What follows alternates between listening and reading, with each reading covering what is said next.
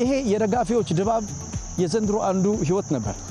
በየስቴዲየሞቹ በአዲስ አበባ ሁለት ስቴዲየሞች በአዲስ አበባ ስቴዲየምና በአበበ ቢቂላ በአዳማ ሳይንስና ቴክኖሎጂ ዩኒቨርሲቲ ስቴዲየም ሜዳ አንድ ጨዋታ ባስተናገደው ወንጂ እንዲሁም ደግሞ ዛሬ ፍጻሜ ባገኘ በሐዋሳ ስቴዲየም ሜዳ በጣም አስገራሚ ትዕይንቶች ነበሩ። 2018 20 ክለቦች ናቸው።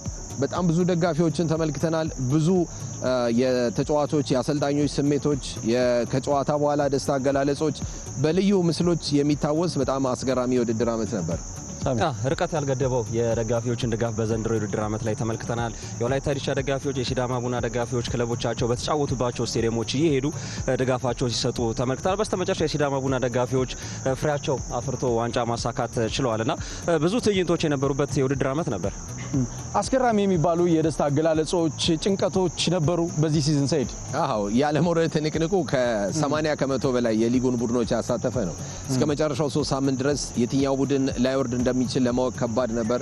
ለዋንጫ የሚፎካከሩት ቡድኖች በዚህ ደረጃ 2-3 ሆነው ነገሌ አርሲ፣ መቻል፣ ዛሬ ዋንጫ የወሰደው ሲዳማ ባይኖሩ ኖሮ በዚህ ውድድር ዘመን በጣም አስቸጋሪ ውድድር ዘመን ነበር የሚሆነው። በጣም ትንሽ ነጥብ ግን ደግሞ በርካታ ትውስታዎች የነበሩበት ዓመት ነው። ከነበሩ ኢቨንቶች መካከል የአድዋ ድል በዓል ያከበርንበትን ጊዜ እናስታውሰዋለን።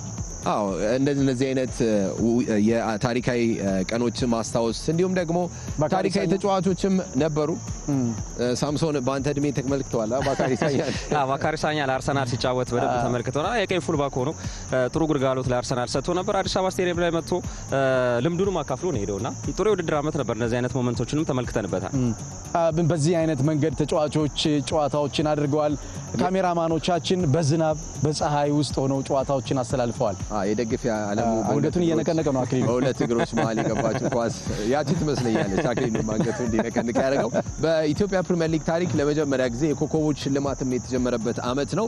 በየጨዋታው ኮከቦች በተለየ መንገድ ተሰጥቷቸዋል። ይሄ ደግሞ ኮከብ ተመልካቾች ዛፉ መሀል ካሜራማኑ ማድነቅ አለበት። ጎል ከማስቆጠር ዛፉ ላይ መውጣት በጣም ይከብድ ይመስላል። አሰልጣኝ ዮሐንስ ሳሌ ከኢትዮጵያ ናሽናል ቲም ጋር ከመዋዋሉ በፊት የፋሲል ከነማ ዋና አሰልጣኝ ነበር። ያልተጠበቀ ሽኝት ነበር አይደለም? ያልተጠበቀ ሽኝት ነበር። ቡድኑ ጥሩ ደረጃ ላይ በነበረበት ሰዓት ነበር የኢትዮጵያ ብሔራዊ ቡድን ለመረከብ ወደዛ ሄደው ጥሩ ሽኝት ነበር የተደረገለት። ቡድኑንም ጥሩ ቦታ ላይ አስቀምጦ ነበር ሄደው አሰልጣኝ ዮሐንስ ሳሌ። በዳኝነት በኩል በርካታ ጠንካራ ነገሮችን ተመልክተናል። በዛው ልክ በርካታ ደካማ ነገሮችን አይተናል። የተጫዋቾች ስሜት፣ የደጋፊዎች ስሜት ከደስታ ወደ ሀዘን በኋላ ላይ ደግሞ የፈካ የውድድር ዘመን ያሳለፉ ቡድኖች ድንገት ወደ ጨለማው የገቡበት በጣም አስገራሚ ጊዜን አይተናል። አርባ ምንጭ ከተማ ደጋፊዎች እንደገና ሐዋሳ ስቴዲየም ላይ እንደገና አዳማ ስቴዲየም ላይ ድሬዳዋ ከ10 ዓመታት በኋላ የወረደበት ዓመት ነው። መጥፎ የሚባል ጊዜን አሳልፈዋል። እያንዳንዱ ሪያክሽን በካሜራ አይኖች አላመለጠም። ድሬዳዋ ከነማ ዘንድሮ ወደ ታችኛው ሊግ ወርዷል።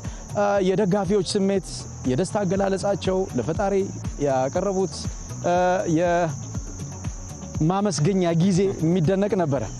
ምንም ጥያቄ የለውም። ብዙ ትዕይንቶችን ተመልክተናል። ድሬዳዋ እንደተመላ መስዑድም ሲሸኝ ነው እየተመለከተን የምንገኘው። የዘንድሮ የውድድር ዓመት የመጨረሻ የውድድር ዓመቱ ነበረ። ከ20 ዓመት በላይ በኢትዮጵያ ፕሪሚየር ሊግ ላይ ቆይታ አድርጓል መስዑድ መሐመድ። በኢትዮጵያ እግር ኳስ ታሪክ የመጀመሪያው ነው በዚህ መንገድ በክብር በቀጥታ ስርጭት የእግር ኳስ ስንብቱን ያደረገው። 292ኛውን ጨዋታ ኬክ የቆረሰው ደግሞ ከነአን በኦማን ሊግ ለነበረው የኮከብ ጎል አስቆጣሪነት ክብር ተሰጥቶታል። ኦቢኤን ጨዋታዎቹን ብቻ አይደለም ያስተላለፈው፣ የተለያዩ ቋንቋዎችን ከተለያዩ ከተሞች ብቻ አይደለም ግን ደግሞ ኢትዮጵያን ጀግኖችን አክብሯል። ጌታነህ ከበደን፣ ሽመልስ በቀለን፣ መስዑድ ማህሙድን እንዲሁም ደግሞ ከነአን ማርክነንም ጭምር ለሰሩት ስራ ከፍተኛ የሆነ እውቅናና ምስጋና ሰጥቷል።